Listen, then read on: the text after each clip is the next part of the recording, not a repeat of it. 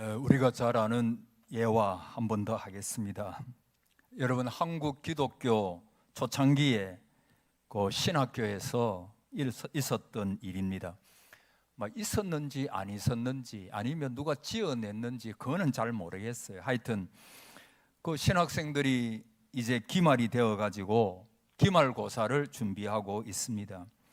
성령론, 신학에는 여러 가지가 있잖아요. 신론, 기독론은 예수님에 관한 거, 교회론, 종말론, 신학교 가면 다 이런 여러 가지를 이제 배우거든요.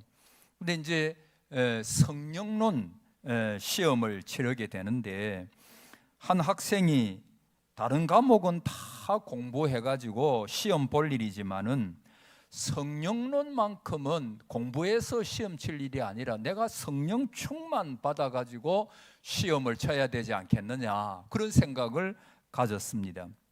그래서 이 친구가 시험을 앞두고 일주일 동안 금식하고 철야하고 기도하면서 성령 충만 받은 다음에 시험을 치르기로 했습니다. 그래서 열심히 그야말로 6일 동안 하나님 앞에 기도했습니다. 그리고 시험장에 들어갔습니다. 시험지를 받았는데 흰 것은 종이요 검은 것은 글씨라서 한 문제도 풀 수가 없습니다. 그래서 성령 충만한 이분이 하나님 앞에 기도하기를, 하나님, 성령론 시험을 제가 지금 문제지를 앞에 두고 답을 적으려고 하는데 이 시험이 저에게 정말 시험이 됩니다. 내가 그렇게 기도하고 시험 문제를 받았는데 한 문제도 알 수가 없습니다. 가르쳐 주옵소서. 여러분, 이게 맞을까요? 틀릴까요? 글쎄요. 하여튼 열심히 기도하는데 시험지를 이제 낼 시간이 거의 다 됐어요. 근데 하나도 못 썼어요. 그래서 얼마나 참 마음이 그렇겠습니까? 그런데 번쩍하고 영감이 옵니다. 정답을 하나 딱 쓰고 나왔다고 합니다. 성령님은 다 아십니다. 끝. 그러고 이제 나왔대요. 근데 그 당시만 해도 이제 우리나라 신학교 초창기에는 외국 선교사 교수님들이 참 많아요. 옛날 우리 고려신학교에도 보면 고재수 교수님이라든지 하도래 선교사님이라든지 이런 분들이 우리나라에 오셔가지고, 특별히 고재수 선교사님 같은 경우는 우리 고신 신학이 이렇게 딱 정립이 되는데 굉장히 혁혁한 공로를 많이, 그것도 이제 아주 칼빈주의, 어떤 이런 아주 개혁주의적인 신학이 우리나라 초창기에는 교수가 고신이 이제 쫓겨나가지고 교수님이 별로 없었거든요. 그때 아주 신학의 그런 기반을 갖추게 해준 분들이 우리 외국인, 아주 미국이나 캐나다에서 개혁주의적인 어떤 칼빈주의적인 이런 분들이 와가지고 그 기초를 굉장히 잘 쌓아 주셨거든요. 근데 이제 그때도 이제 이 서양 선교사님이, 교수님이 그 시험지 답안 채점을 해야 되겠는데 아무리 생각해도 그 답이 맞은 것도 아니고 또 틀린 것도 아닌 것 같아. 성령님이 다 아십니다. 말이 틀렸어요? 맞았어요? 맞잖아요. 성령님 다 아시잖아요. 그러니까 이 교수님들도 하나님 앞에 채점에 앞서가지고 이거 어떻게 해야 되느냐 기도하기 시작했대요. 하나님 아버지, 이런 때는 어떻게 채점을 해야 합니까? 어떻게 채점을 해야 옳습니까? 그러자 이 교수님에게도 번쩍 영감이 오더랍니다. 그리고 아주 기막힌 채점을 했다고 그러죠. 뭐죠? 성령님은 몇 점? 100점. 왜? 성령님 다 아시잖아요. 그러니까 성령님은 100점, 너는 몇 점? 그 빵점이라. 그 성령님은 100점인데 너는 아무것도 써낸 것이 없으니까 너는 빵점이다 이거예요.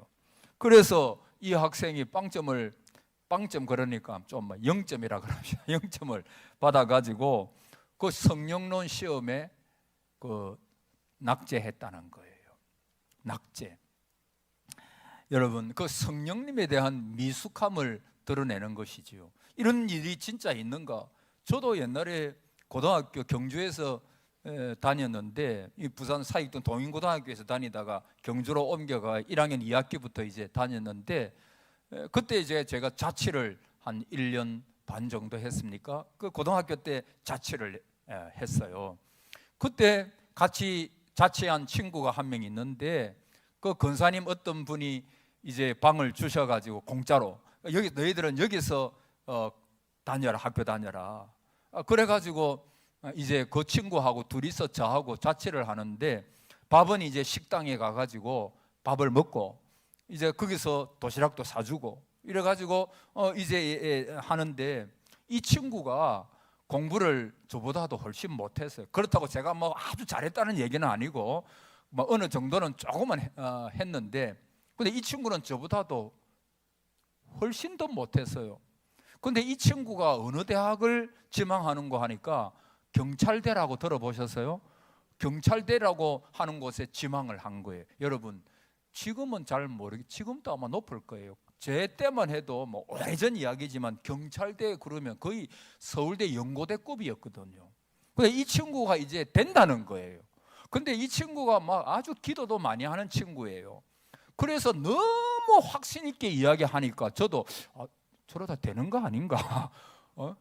공부는 저보다 공부도 별로 안 해요. 공부도 별로 하지 않고 그냥 하나님 앞에 기도만 많이 하는 거예요. 그래서 막 하나님 막 되게 해 주시면 제가 경찰대에 가가, 경찰대가 왜 높은가 하면 거기 나오면 바로 경찰 간부가 될 수 있거든요. 그러니까 아마 높을 수밖에 없죠. 그 당시에도 굉장히 높았거든요. 근데 이 친구가 합격을 했겠습니까? 불합격했겠습니까? 당연히 불합격한 거죠. 당연히. 왜? 뭐를 안 했으니까? 공부를 안 했으니까. 그래가지고 이 친구가 어느 곳에 있는 전문대학에 들어갔어요. 미안합니다. 내가 전문대학 웃으면서 이야기해서 전문대 무시하는 게 아니고, 이 친구가 막 경찰대학 간다고 그렇게 큰 소리를 쳐놓고 그냥 그렇게 하다가 이제 안성에 있는 어떤 전문대학에 들어가가지고 그렇게 학교를 다니고, 뭐 그 뒤에 시간이 흘러가지고 이제는 뭐 어떻게 됐는지 그거는 제가 잘 알 수가 없죠. 하여튼 뭐 이 성령에 대해서, 하나님에 대해서 잘 모르는 거죠. 그러니까 우리나라 한국 교회에 이 성령의 문제, 성령론, 여기에 대한 미숙함이 굉장히 많이 있습니다. 여러분, 성령님은 어떤 분이신가? 성령은 그리스도의 영임. 그러니까 성령님께서는 늘 가르치는 분이 계세요. 누구를 조명합니까? 예수 그리스도. 그래서 성령은 늘 예수 그리스도에게로 우리를 인도합니다. 그래서 성령 충만을 받는다라고 하는 것은 예수 충만입니다. 예수 그리스도에게로 우리를 인도하는 것. 성령은 말씀의 영이십니다. 그래서 성경 말씀을 절대로 벗어나지 않습니다. 이것이 과연 바른 성령의 논리인가, 성령론인가? 그 성경 말씀에 비추어 봐야 돼요. 성령 말씀에. 성령은 교회의 영이십니다. 그래서 교회를 해치는 방향으로 절대 역사하지 않습니다. 성령은 교회를, 여러분, 초대교회에 성령의 역사가 나타나니까 초대교회가 어떻게 됐어요? 부흥하고 발전하고, 그리고 성령의 충만함을 받은 제자들이 땅끝까지 이르러 복음을 전파하게 되고, 그리고 순교까지 하게 되는 그런 역사가 일어났잖아요. 여러분, 결코 교회 안에서 성령께서 잘못된 어떤 그런 영향을 미쳐가지고 교회를 해롭게 하지 않아요. 근데 많은 그 성령의 은사나 이런 문제 때문에 막 교회가 막 어렵고, 그건 다 잘못된 거죠. 여러분, 성령은 인격자이십니다. 인격, 지정의를 가진 인격자. 그래서 성령님은 우리의 인격을 절대 말살하지 않습니다.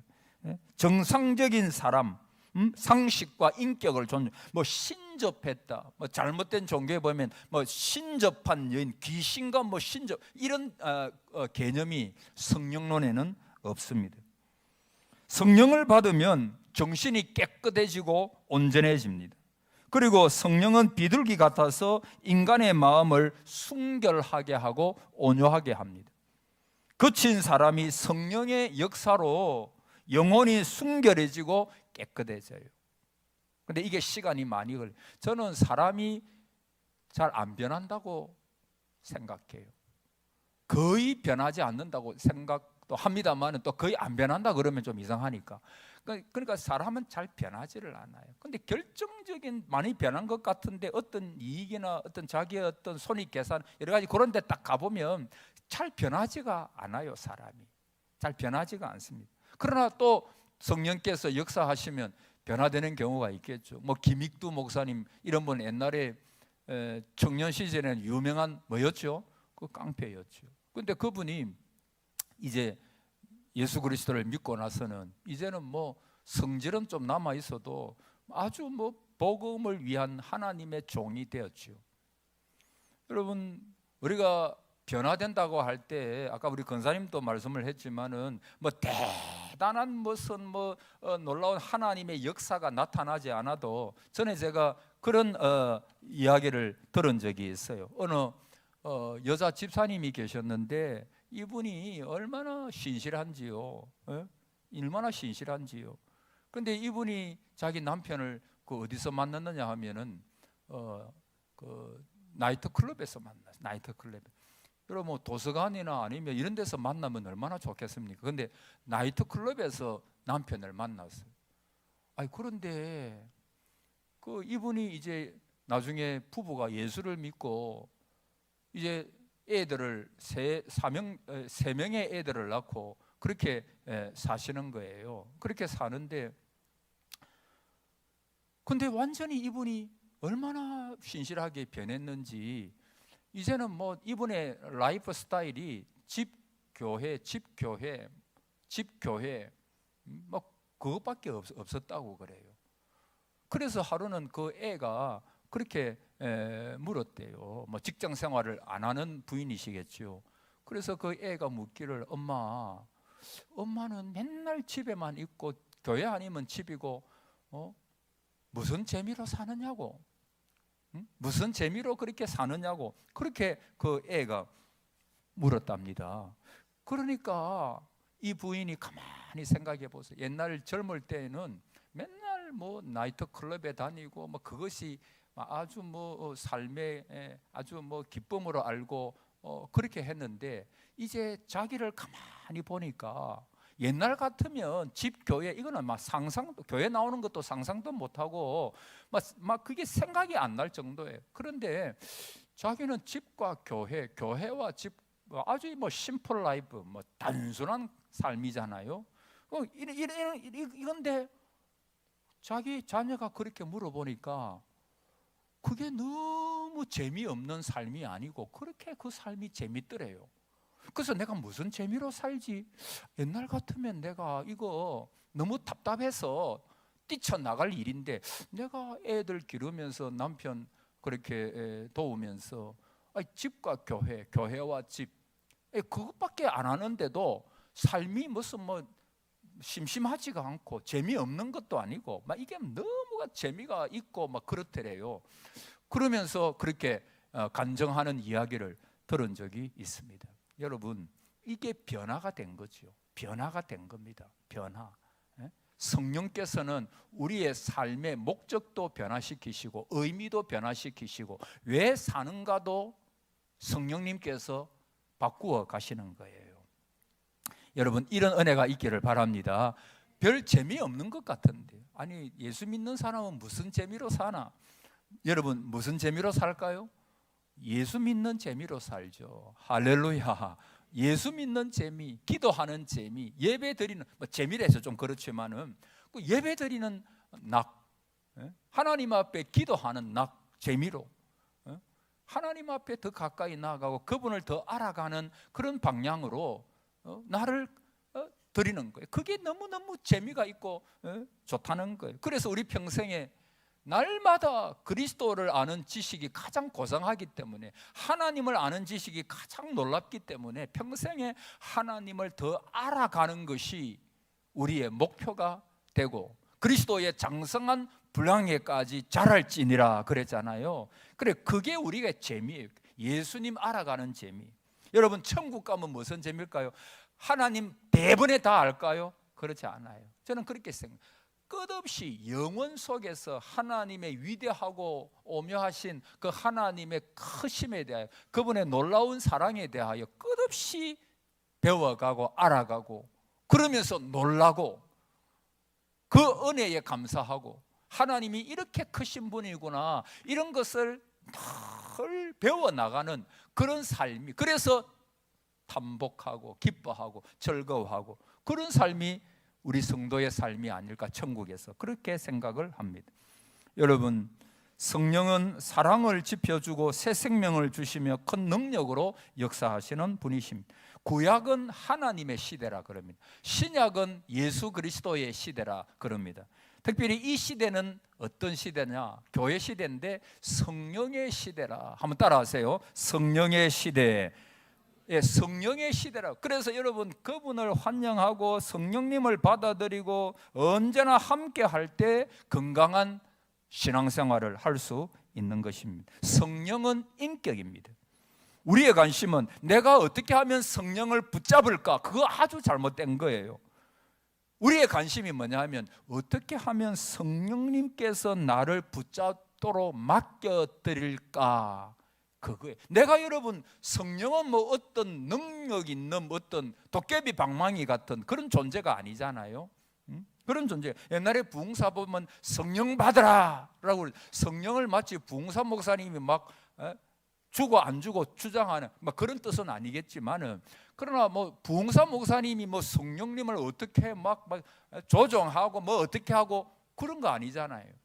내가 성령 받는 것은 내가 그분에게 붙잡힌 바 되는 것이고, 내 속에 이미 와 계신 성령님께 내 모든 것을 더욱더 맡김으로 그분이 내 삶을 더 많이 조종하는 것. 여러분, 우리의 삶의 목표가 뭐겠어요? 내 삶을 내가 주인이 아니라 100% 하나님 성령님께서 주인이 되셔서 그 성령님께서 나의 삶을 주장하시고 이끌어 나가시도록 맡기는 것, 그게 우리의 삶의 목표가 아니겠습니까?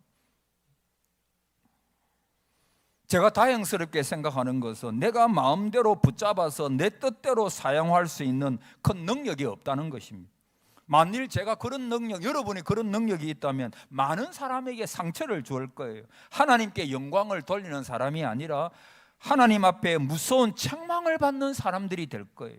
그분이 나를 붙잡아서 당신의 능력으로 서시는 인격과 능력이 그분에게 있음이 우리가 감사하는 일일 것입니다. 성령은 인격자다, 이 말은 우리의 과거도 아시고 우리의 미래도 아시고 지금도 모든 것을 알고 계신다는 거예요. 그래서 성령은 내 속에 계셔서 우리와 함께 아파하시고 함께 기뻐하시고 사랑하시고 탄식하시고 어떤 때는 우리를 미워하시기도 하는 것입니다. 그분은 구체적으로 행동하는 분이십니다. 이와 같이 성령도 우리의 연약함을 뭐하시나, 따라합시다. 도우시나니 우리는 마땅히 기도할 바를 알지 못하나 오직 성령이 말할 수 없는 탄식으로 우리를 위하여 친히, 따라합시다, 간구하시느니라. 그분이 우리를 위하여 진짜 간구. 여러분, 그런 걸 느껴보셨습니까? 내가 탄식하고 있을 때, 내가 어떤 기도도 나오지 않을 그때 성령님께서 내 안에 계셔서 나를 위하여 탄식하고 계시고 나를 위하여 아파하시고 울고 계시고 그분께서 기도하시는. 여러분, 우리가 어떤 사람과 상담을 해보면 어떤 분은 자기도 생각하지도 못한 이 이야기를 너무 똑똑한 거예요. 그래서 야, 당신이 어떻게 그렇게 똑똑합니까? 물으면 그 순간순간마다 성령님께서 지혜를 주시고 거기에 맞는 적용할 수 있는 이야기를 입에 넣어 주셔가지고 나는 전혀 그 생각을 하지 않았는데 성령님께서, 내가 똑똑한 게 아니고 내 안에 계신 성령님께서 너무 영적이고 똑똑하셔가지고 내가 전혀 생각지도 않은 말, 그 말을 툭 내어주는 그런 경우가 많이, 아마 여러분들도 많이 경험하셨을 것입니다. 여러분, 성령은 우리 속에 계셔서 할 말을 가르쳐 주시고, 내가 기도를 잘못할 때 올바로 기도할 수 있도록 터치해 주시고, 또 어떤 때는 우리를 위하여 대신하여 기도해 주시고 탄식하시고, 그래서 날마다 우리를 기도로 도우시는 분이 바로 성령님이신 것입니다. 그분은 또 다른 보혜사, 여러분 첫 번째 보혜사가 누구시죠? 예수님이잖아요. 예수님께서 이 보혜사란 말이 한마디로 말하면 돕는 자, 그런 게 돕는 자. 그래서 주님께서 우리를 도우러 오셨잖아요. 그분께서 십자가에 죽으시고 3일 만에 부활하심으로 말미암아 우리의 모든 죽음의 문제, 구원의 문제를 해결해 주셨어요. 친히 그분이 보혜사가 되어주시고 함께해 주셨습니다. 그분이 떠나가시면서, 성천하시면서 또 다른 돕는 자, 또 다른 돕는 이 보혜사를 우리에게 보내주시게. 그분이 누구십니까? 성령님이에요. 그 성령님께서 믿는 자 속에, 저와 여러분 속에 지금 또 성령님께서 계셔서 여러분과 상담해 주시고 도와주시고 인도해 주시는 거예요. 그분이 바로 또 다른 보혜사 성령님이라 할 수. 여러분, 인간은 너무너무 연약한 존재예요. 전에 제가 이것을 피조물다움이라 그랬죠. 그 피조물은 다 어때요? 여러분, 우리는 질그릇 같았어. 질그릇, 장독대 이런 거요. 한번 장독대 위에 좀 남성이 올라가고 그냥 다 부서져 버려요. 그러니까 이 질그릇이 얼마나 연약한 그릇인가 하는 것을 우리가 알 수가 있죠. 인간은 그렇게 연약한 존재입니다. 하나님은 그래서 우리의, 따라하세요, 체질을 아십니다. 우리의 체질을 아세요. 오늘 목사님 이야기하기를 어떤 노부부가 계셨는데, 자기 아파트 그쪽에 사시는 분인데 할아버지가 연세가 드시면서 기력이 많이 쇠하여지셨대요. 그래서 할머니가 돈을 많이 들여가지고 좋다는 보약을 먼 나라에서 구해와가지고 1년을 대접하고 2년을 대접했는데 어느 정도 회복되는 것 같더니 몸이 자꾸 할아버지가 쇠약해지는 거예요. 하도 이상해서 병원에 가서 진찰을 해보니까 그 약이 체질에 안 맞다는 거예요. 그래서 그 약이 체질에 안 맞으니까 간이 다 녹아내렸다는 거예요. 그래서 2달 만에 장례를 치르셨다는 거예요. 여러분, 인간의 연약한 단면입니다. 여러분, 동물보다도 여러분 타이타닉호 그 영화 보면 지들이 기어 나오잖아요. 지는 벌써 배의 파선을 예견하고 나오는 거예요. 개미는 홍수 날 것을 예견하고 집을 나무 꼭대기로 옮기죠. 거미는 바람 불기 전에 어디서 바람이 불어올 것을 알고 거미줄을 친다 그래요. 미물보다도 연약함이 많은 것이 우리 인간이지요. 인간은 내일 일을 모르고 사실은 한치 앞도 알 수가 없습니다. 인간은 육체적으로, 정신적으로, 영적으로 약합니다. 그런데 하나님은 우리의 연약함을 나무라지 않습니다. 하나님은 연약함을 통해서 더 역사하시겠다고 했죠. 성령도 우리의 연약함을 도우신다. 순 안티 람바도마이. 이 원어인데 순 안티, 순 옆에 다정이 있다. 그래, 옆에 다정이 있다. 안티, 반대편, 건너편, 내가 할 수 없는 곳에서, 내 손이 미치지 않는 곳에서, 람바노마이, 번쩍 들어서 옮겨주신다, 그 말이거든. 그러니까 성령도 우리의 연약함을 따라합시다, 도우시나니. 그럼 어떻게 돕니까? 아까 그 말을 번역해가지고 그대로 옮기면, 내 곁에서 나와 함께 다정히 계시며 내가 감당할 수 없는 건너편에서, 내가 보이지 않는 곳에서, 내 능력이 미치지 못하는 곳에서 내가 안고 있는 문제를 번쩍 들어서 옮겨주신다. 이 말이 나를 도우시나니. 누가? 성령님께서. 여러분, 만약에 이 앞에 통나무 큰 게 하나 있다고, 그럼 그걸 완전히 길을 막고 있습니다. 그것을 치워야 문제가 해결되고 길을 계속 갈 수가 있어요. 그런데 치울 힘이 없는 거예요. 우리가 인생을 살아가 보면 그런 문제들이 얼마나 많이 있어요. 얼마나 많이 있는지 모릅니다. 그런데 그걸 내가 못한단 말이에요. 그런데 그때 성령님께서 우리를 도우시나니.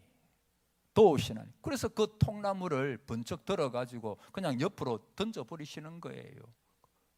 내 능력이 안 되는데, 근데 그분께서 우리를 길을 가게 하시도록, 문제가 해결되도록 하나님께서, 성령님께서 역사하시, 그 통나무를 옆으로 완전히 막 버리시고 그 길을 갈 수 있도록, 그 문제가 돌파될 수 있도록 역사하시는 분이 누구시냐 하면, 여러분 대답하세요. 누구시라고요?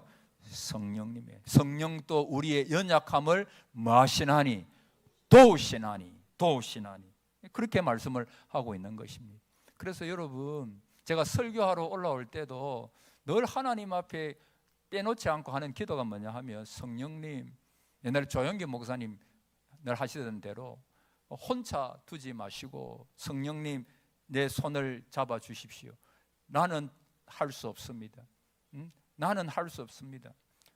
성령님께서 오늘 나와 같이 가시고, 성령님께서 내 입을 주장하시고, 성령님께서 내 모든 것 주장하셔서 오늘 또 이 능력 있는, 권세 있는 입이 되도록, 이 입을 통해서 성령께서 역사하셔서 정말 성도들에게 은혜 끼치고 생명줄이 될 수 있는 말씀을 전할 수 있도록 주님이여, 성령이여 은혜를 베푸소서. 그래서 늘 성령님, 나를 떠나지 마소서, 나의 이 손을 잡아주소서, 그렇게 늘 기도했다 그러잖아요.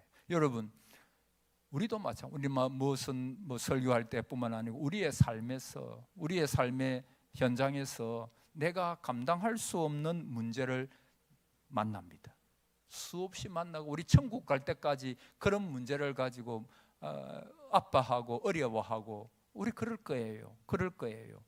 근데 여러분, 그때마다 우리가 해결하려고 하면은 낙심하죠.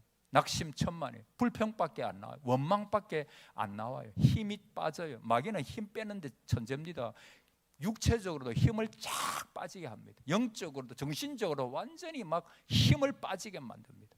여러분, 영적으로 내가 너무 피곤해서 그런 경우도 있지만, 또 어떤 면에서 보면은 마귀가 하는 짓이 뭐냐면 사람 힘 빼는, 한번 따라하세요. 마귀는 사람의 힘을 뺀다. 진짜 힘을 빼요. 영적으로 보면 힘 빼요. 그래서 목사님, 너무 요즘 피곤해요. 너무 무슨 손가락도 까딱 못해요. 힘이 너무 들어요. 어떤 경우에 보면 마귀가 하는 짓일 가능성도 많이 있어요. 힘 빼는데 선수거든. 하나님은 새 힘 주시는 분이에요. 새 힘. 놀라운, 감당할 수 있는 능력을 주시는 분, 그게 성령님이 하시는 일이에요. 우리를 세워주시는, 우리를 살리시는 분. 그게 바로 성령님이세요. 그분이. 근데 마귀는 우리를 어떻게 합니까? 죽이는 거예요. 힘을 빼버리는 거예요. 낙심하도록 그렇게 하는 거예요.